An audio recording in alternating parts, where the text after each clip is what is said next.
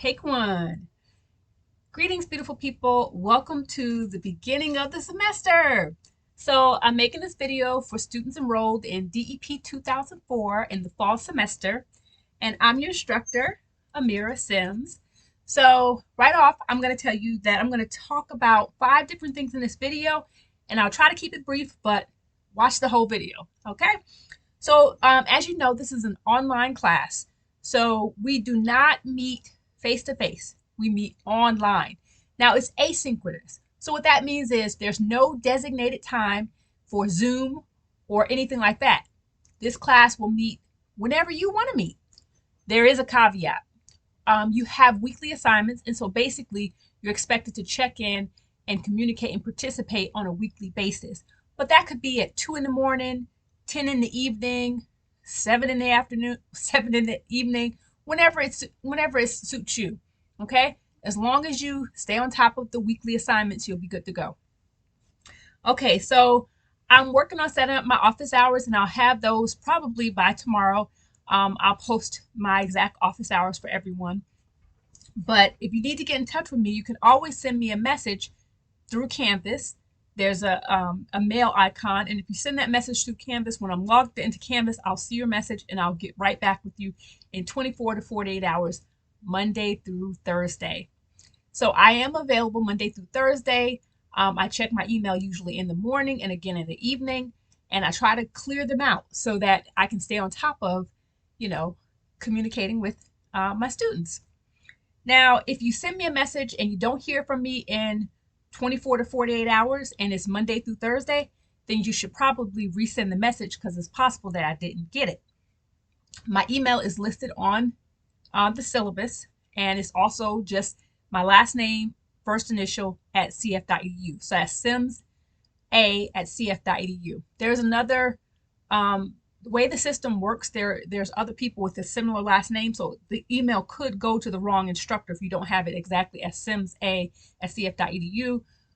So like I said, if you don't hear from me in 24 to 48 hours, go ahead and resend that message.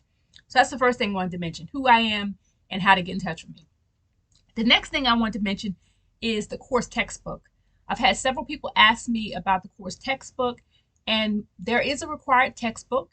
The required textbook is called, I thought I had a copy over here. It's called Invitation to the Lifespan, and the author is Kathleen Stason-Berger. It's in the 5th edition. So if you get that textbook, you're technically using the same required textbook that's listed on the course syllabus. I will tell you, however, that some students prefer to find an older edition because it's a lot cheaper, or they prefer to use the information that's available in Canvas. And that's perfectly okay with me. However, when it comes time to take that test, I found that most students who have the textbook say it really came in handy because you really need something to follow along and read and keep up. So if you're going to purchase the textbook, support the bookstore if you can. If you can't, you can probably find it online a little bit cheaper. But like I said, the bookstore is the way to go because, you're here. All right, so who I am, office hours, textbook. The next thing I want to mention is the topics. In this class, we're going to talk about everything from the time the eggs and sperm fuse together and you have a new life, all the way to the last breath.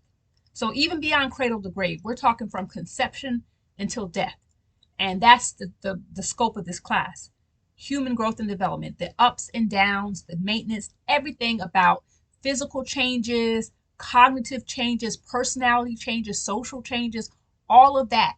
We'll look at a lot of different theories. So this is, if you took general psychology, which you should have because that's a prereq for this class, the chapter on human growth and development was a snapshot or a preview of what we're going to talk about in this entire class. So we have 15 weeks to talk about lots and lots of stuff. Now, the next thing I want to mention is how to earn points. And I'm going to spend a little bit of time on how to earn points, but I might even make a whole nother video just on this because depending on whether you all ask questions or reply or any of that stuff, you may be more or less comfortable with how you're going to get your A in this class if you're aiming for an A.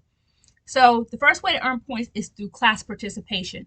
Now, because we're an online asynchronous class and we're not meeting via Zoom, The way you're going to earn points is by communicating on the discussion board. So you'll have a discussion board prompt, and the prompt usually will have 2 to 3 choices. You pick one of the choices that you're most interested in and you respond. You need to respond in a substantive way. And what is a substantive way? A substantive post is complete, correct, clear, concise, and creative. By complete, I mean you've thoroughly answered all parts of the question. By correct, I mean you've answered this question or these questions accurately. So you've referenced the course textbook, you've referenced scholarly articles, maybe you've watched a TED talk or you learned something in another class, but you're providing proof or evidence that what you're saying is accurate. So it's complete, you thoroughly answered the question, it's correct, it's clear. You've proofread and got rid of any grammatical or mechanical errors. You've used spacing, right? You have not typed as if you're texting. You're thinking about the person on the other side of the computer screen. All right. So complete, correct, clear, concise. Don't ramble. We don't want to see no whole dissertation. Okay. Go ahead and get to the point. But with that said, remember, you need to be thorough. You need to be complete. So even though you're trying to be concise, don't be so brief that you leave out important information. The way you will get dinged for concise is if it's redundant. If you keep saying the same thing over and over again, or if your post is filled with a lot of fluff, stuff that didn't need to be in there. So complete, correct, clear, concise, and then creative.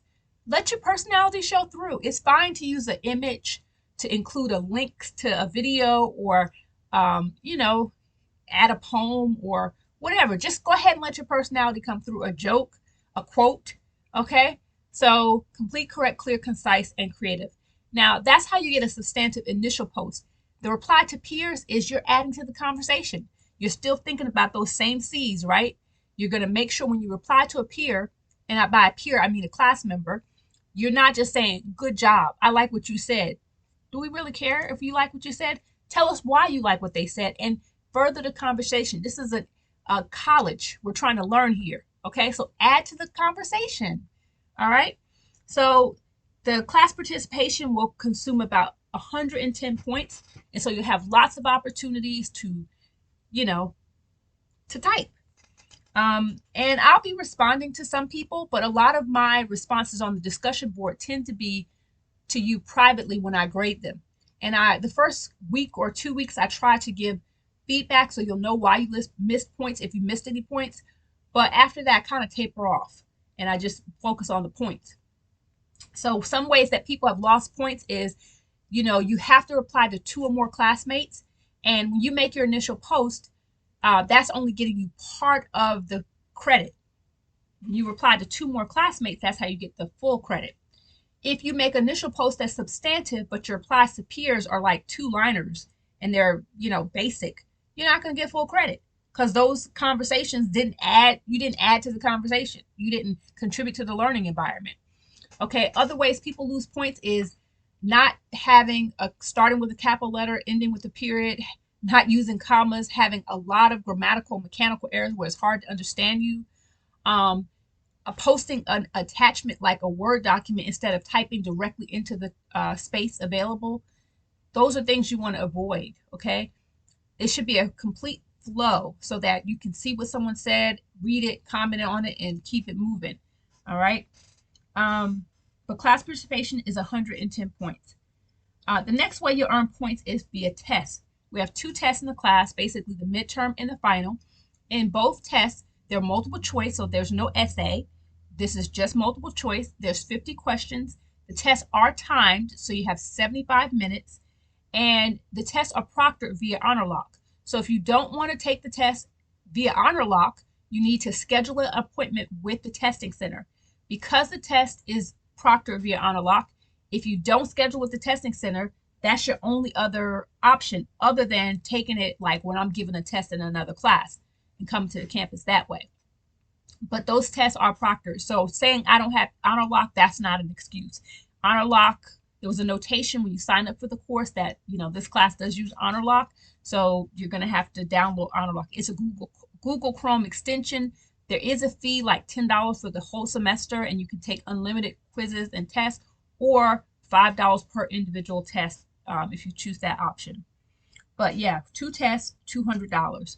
So we're over halfway through the points in the class. Class participation, where you're writing, right, on the discussion board, communicating with your peers, adding to the learning environment, and then the test. All right. Now, the other ways to earn points, you're going to have some reflection assignments, and this will be at the midpoint and at the end. This is another writing assignment. And the reflection assignments give you an opportunity to think about what you've learned and what you want to learn and how you've learned and who you've met, and you get to, share that information with the class. We will have some writing assignments, and those will be in the form of like mini assignments so that you can meet the writing requirement for our class. And so, yeah, that's about 100 points. Yeah, it's about 100 points. And then last but not least, we have the group project. And the group project is worth, 100 points also. And I have some auxiliary assignments connected to the group project so you can meet your group members and you can talk about your assigned topic and you can narrow your assigned topic. You can work together, collaborate, and produce something wonderful. Over the summer, I had some really good presentations, and it was in the online classes, the face-to-face too. But I have to say, they took it to the next level. One group made a video, a YouTube video that was just phenomenal. But anyway, those are the ways that you're going to earn points in the class. And basically, we have 600 total points. And if you get at least 540 points, that converts to a letter grade of an A. If you get between 480 and 539, that's a B. Between 479 and 420 is a C. And 460, well, if you get less than 420, you get like 419 to 360. That is a D. And then 359 and below is not passing, it's an F. So, you want to get as many points as possible so you can get a good grade in the class. The last thing I'll say is that there is a writing component, and I'll be talking more about that as the semester progresses, but it's really nice to meet you. For this first day, because today was the first day that the semester started, all you really need to do is go on to the discussion board, and there's a personal introduction thread. And if you respond to that thread, those are bonus points. You don't have to do it. So if you don't do it, you don't get any credit. But if you make your initial post and then reply to 2 classmates, you can get up to 5 points. And this stays open until Sunday. So the sooner you start responding, the better. But when you make your post, usually you won't be able to see other people's posts until you make your post. And once you make your post, then you can see who else has responded, unless you're the first person. There's also going to be a syllabus quiz that I will publish, and you'll need to read the course syllabus, which can be accessed via the homepage in Canvas, and then you take the syllabus quiz. Other than the syllabus quiz and the personal introductions, if you really are a go-getter, you can start reading chapter 1. And that will kind of get the ball rolling in terms of the content in the course. If you have questions, comments, compliments, or concerns, go ahead and drop it in the comment section or post it in Canvas, where there's a questions thread that I check Monday through Thursday, once or twice a day. All right, that's it for now, folks.